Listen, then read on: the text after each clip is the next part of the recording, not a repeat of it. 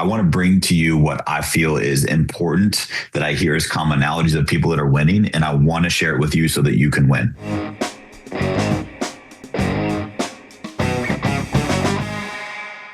Welcome back to another episode of All or Nothing in Real Estate. I'm your host, Matt Smith, the founder of All or Nothing in Real Estate. As a reminder, this podcast is a movement to give back to this amazing industry that has given so much to me and my family.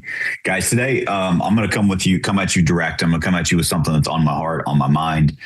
As you guys know, I started this so that you can win. And I just want to share, I want to bring what's raw, what's real, what's relevant. And also just with my pulse on the industry as a team leader, as a coach to many of the top team leaders in the nation, and being a part of some of the most elite communities in the space. I want to bring to you what I feel is important that I hear as commonalities of people that are winning, and I want to share it with you so that you can win. And so today's message is really, really simple. It is around one word. Now, one word happens to be the focus for my real estate team in 2026. That one word happens to be the word that I've said more than any other word in my life over the last 6 months, because it is so crucial and important that you understand what this word means and you understand how to implement it in different aspects and areas of your life so that you can live a full, epic life. So without further ado, that one word is alignment. Alignment is the one focus that I've had in my life over the last 6 months, and the one focus that we are focused on as an organization in 2026. Here's the truth. You can't build a high-performing team if you're a low-performing leader. Here's what I believe alignment is. Alignment is the bridge between who you say you are and how you actually live. How you actually live in your habits, how you actually live at home, how you actually live in your business. So I think most people truly are out of alignment in one area or aspect of their life or in their business, and they don't even know it. And even if you're not out of alignment, getting more in alignment will help you in every aspect of life. And I'm going to break that down for you today. So I'm going to talk about something that I believe every single leader needs to hear. And by the way, if you don't have a leadership title, leadership is not a title. Leadership is a thought. Leadership is a way that you think. Leadership is something, it is how you act. It is not the title that you have on your name badge. And so I believe everyone is a leader to someone in their life. There is someone right now that is looking up to you. There is someone right now that is watching you and learning from you and modeling and demonstrating your behaviors, whether you realize it or not. So you, by definition, you are a leader. You are leading someone because someone in your life is watching you and learning from you. Are they learning good behaviors? Are they learning bad behaviors? Are they learning things that will actually serve them? And I believe that we all are called to a higher power to be that leader for other people in our lives. So I'm going to talk about alignment. I'm going to go super in depth. Let me give you some perspective. Have you ever been, especially team leaders, but all of us, we've all had challenges in life. Have you ever been doing the work and it felt harder than it should have been? You're grinding, you're working, but you struggle to get momentum. And a lot of times we call that burnout. But I really think, as I've been studying this, sometimes it's not burnout, and sometimes it is simply misalignment. Because here's the truth. When you're out of alignment, everything's harder. When you're out of alignment, you struggle to get momentum. When you're out of alignment, it is really, really difficult to stay motivated because you're not seeing the results. And a lot of times when you're out of alignment, maybe your actions don't match your ambitions. And so we're going to break that down in so many different aspects today. So here's the truth. Alignment isn't like this fluffy pie in the sky motivational word that you see on posters or memes. Like, I want you to think about it in this perspective. Alignment is like a war between you and three parts of yourself. Number one, alignment is around who do you believe that you are? Your identity. Alignment is what you say matters, your values. And third, last but not least, are you in alignment with what you actually do, your behavior? So when your identity, your values, and your behavior, all three match up, now you're in alignment. But so many people are out of alignment or can use maybe some adjustments to get in more alignment in those areas of their life. I know I certainly can, which is why I'm sharing this with you today. So here's the truth. When those three things don't match, your identity, your values, your behavior don't line up, you know what happens? The human brain is very, very powerful. You start feeling anxious. You start feeling tired, frustrated, even if technically nothing's wrong. That is the brain. It is called cognitive dissonance. Look it up, research it. It's because you're not living the behaviors and the values of who you really truly think that you are. And so the brain's like, something's off. I got to throw up a red flag. So it's called cognitive dissonance. I've been doing a lot of studying on that. And it's around alignment. So here's the truth. What happens is when they feel that, most people numb it. They'll scroll on their phones. They'll go out partying, they'll go out drinking, they'll binge eat, they'll do whatever it is. They'll blame someone else. They'll become the victim and they'll hide behind doing busy work, realizing that busy work is getting them deeper and deeper and deeper into this hole that feels like burnout, which also could be misalignment. But here's what high performers do is they are very self-aware and they use that tension. They use those signals and those signs as feedback. It's like their alarm going off inside being like, hey, you're out of alignment. You need to go check yourself. And so in that realm, here's what I believe. And I'm going to break down three different types of alignment here. Here's what I believe. A lot of times you don't need more motivation. You need more alignment because we've all done the work. We've worked our tails off. We worked so hard, grinding. And it just feels like we dread it every single day. But we've also had the opposite. We've been grinding so hard, working so hard.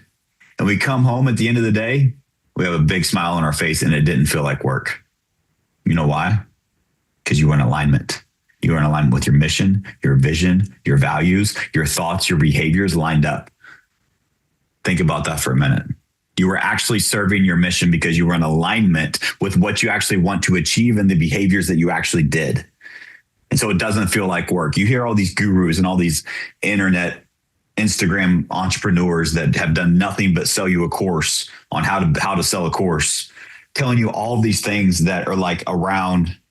You just do what you love. You'll never work a day in your life. It's not about doing what you love. It's about being in alignment. It's about serving the mission. It's about having purpose in your heart. And you know what you did actually matters. You actually have that belief in yourself because you are aligned. So here's where it starts. There's three parts of alignment I'm going to break down for you today. Number one, self-alignment. This is where everything starts. You can't lead other people if you can't lead yourself.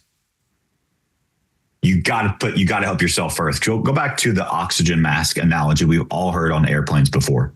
In case of emergency, you put the oxygen mask on yourself first. Why is that? You got to take care of yourself so you can take care of others. Because if you're not the best version of you, everyone else is getting a lesser version of you and they deserve more. So you have to be selfish so you can be selfless. You got to take care of yourself first. I don't know what that means for you, but for me, I got to feel my best. And to feel my best, guess what? I need to get back to the habits, routines, and rituals that got me to when I felt my best. I had my most energy. I had my most impact. I felt more in alignment than I've ever been. And guess what? It's waking up earlier than everyone else in the house, getting my workout in, eating healthy. And then when I'm at work, I actually do my power list every single day. I actually commit to my time blocks that I have in my schedule. I actually make sure and audit my schedule at the end of every day. Hey, did I do everything? Is there anything else that needs to be carried over to tomorrow? And let's look at tomorrow. And is everything on there actually a priority or is it just busy work? Because there's a time in your life where sometimes you're just working so hard and you need to learn how to say no to things that don't serve the mission, things that are not in alignment, and you need to remove them. So ask yourself, do your habits match your goals? You say you want to lose 10 pounds. Are you actually tracking what you eat? Are you exercising? You say you want to make an extra $100,000 next year. You making more phone calls? Are you personally listening to podcasts to personally develop? Are you reading books? Are you actually practicing your craft? Are you going back and listening to your phone calls of how you can do better? Are you doing more work to grow? Because most people just live a life of hope. I hope I lose 10 pounds. I hope I make more money. I hope this, but they're not in alignment with self. Do your habits actually match your goals? Underneath number one, I want you to ask yourself this question. Does your habit actually match your goals? Here's another question. Does your discipline reflect your standards? Does your discipline reflect your standards? Here's what I mean. A lot of people use the word standards. I've talked about it on stages for years now. We have standards in our organization. I have standards in my life. Standards are the floor.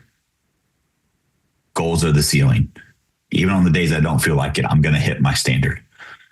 And so standards aren't what you say, they actually what you allow or what you do. And so is your discipline actually reflecting your standards? Are you saying standards and confusing it with a goal? Because you got to have discipline to hit your standards no matter what. And here's a big one to be in alignment with yourself. Are you doing the hard things even when no one else is watching? Here's a great test. I want you to think about the thing that there's one thing right now that you have in your life that you know if you did it, it would change so many other things in your life. If you gave this thing up, if you sacrificed it, if you did this thing, if you got better in this one area, there's one thing that you have in your life right now that if you did it, it would change everything, but you're not doing it and you're avoiding it. You're out of alignment with self. You either really don't want this thing or it's not worth giving up this other thing. So here's where I define success for myself is, am I actually living in integrity with self? Do my actions match my ambitions? Am I working as hard as I would if I had a crowd? Am I working that hard when no one finds out? I've said this for years is one of the things that I attribute to my success. And by the way, I'm a long ways to where I want to be and have so much room for growth, but I've been very blessed and fortunate to get to where I'm at. And so along the journey, I've just had a lot of people ask me, and one of the things that I share is that one of the keys to that growth for me has been I do my best work in the dark. And no, let's not call HR. I don't mean it in that way. Get your mind out of the gutter. What I mean by that is I do my best work in the dark is that I keep my commitments to myself when no one finds out. I work just as hard when no one knows I'm going to do work. I don't do it for the recognition. I don't do it for the trophy. I don't do it for the pat on the back. I do it for me. And I want you to start doing it for you. Get in alignment with yourself. Because your team, your business, your finances, your relationships will never outgrow your personal alignment. When you're sloppy in your personal alignment, everything else in your life is sloppy. But when you're dialed in, you're in alignment with self, guess what? Everything else gets better and they get dialed in. It starts with you. Number 2, alignment at home. Alignment at home. I just did a podcast, I think it was last week with my good buddy, Tyler Blair. And he shared some nuggets. So go back and listen to that one. It was so good. An amazing leader, an amazing human, amazing husband, father, and a great friend. But he just shared a lot of things of how he works through and makes his family a priority while he's growing a real estate team that's going to close 800 transactions this year. So alignment at home is everything. Also, Dustin Runyon and I have another podcast, Built for More Community, and Dustin is the GOAT on this. He talks a lot about alignment, and it's where I learned a lot of this from. I'm just giving it from my perspective and my experience. But here's the truth. Number 1, let's get this out of the way. So many people want to talk about alignment at home. They're like, yeah, we got to find work-life balance. Bullshit. Work-life balance does not exist. It does not exist. You cannot balance the two. They're not equal because you're going to go through seasons. And so instead of trying to balance them, find a work-life rhythm. Find a rhythm that works for the season of life that you're in right now. Get everyone on the same page and commit and stick to that. You got to get in alignment at home. Here's the truth. You can't be great at work and then come home and your kids and family get nothing. Your wife and kids, your husband and kids get the leftovers. You can't change lives publicly and be this rock star hero that everyone looks up to. And then you come home and you're not. You come home to resentment. You come home to a house that is not in alignment with your goals. A house that's not in alignment with the activities and the effort that you're making at work. Here's what I found. Alignment at home means your family's in on the mission. They're doing it with you. Because I've done it both ways. Guys, the stuff I hope you know I share with you is all proven. And I've learned this stuff because I've done it the wrong way. And I've been out of alignment at home. And guess whose fault it was? Like, I felt like I'm working my ass off and I come home and like, it's just not appreciated. Well, you know why? Because I didn't communicate clearly that I was going through a season that required me to make sacrifices at home so I could serve my mission and change people's lives. So my family suffered. But you know what I've done differently? Is I got way better at communicating the mission. Got way better at communicating what the mission is, how it's going to impact them, how it's going to impact others. And then also ask them what's important that I make as a priority, because guess what? My number one priority is at home. I can talk about changing lives all day, every day, but if I don't change the lives in my own fucking home, it's all for nothing. And so you got to be in alignment. And here's what's cool is when you're out of alignment and you feel like you got to choose at work or at home, because I've been there, then your work at work doesn't feel as powerful. Then your at home doesn't feel as powerful, and they like conflict against each other. But when at home, you've got cheerleaders that got your back no matter what, and they serve the mission, and they're helping you, patting you on the ass when you're on your way out the door to go serve the mission and go change some lives today. And they come home and they ask about your day, and they're in this with you and they're in the mix. Guess what? Everything becomes easier and you become better. You better get in alignment at home with your wife, with your husband, with your spouse, with your kids, whatever your home situation is. You better get in alignment at home. And you need to show up at work. And when you're at work, be where your feet are. Be there and be the best leader you can. And when you're at home, guess what? Here's one of the big changes for me. Whenever we have these family meetings, we talk about, I'll just be transparent. Right now, I'm in a season that's requiring more. You know, the first thing I did, I sat down with my wife and I had the conversation. Hey, you know what this means, right? This means it's going to require me to work more. This means it's going to require more hours. This means it's going to require more sacrifice. This means that I'm going to have to be answering my phone at 8:30 at night again. This means that there's things that are going to change. Here's why it's important. Here's the impact and the mission that we're doing it. Are we on the same page? Are we still in alignment with the mission? Any questions you have for me? And we have a great conversation. And then I end it with this.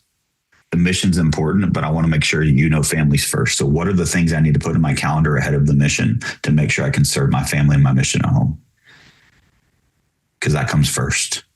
And everything else can be worked around it. This one simple thing changes everything. I have a time block in my calendar that is family time, and nothing gets in the way in it. I don't have my phone. None of the outside world exists except for my family.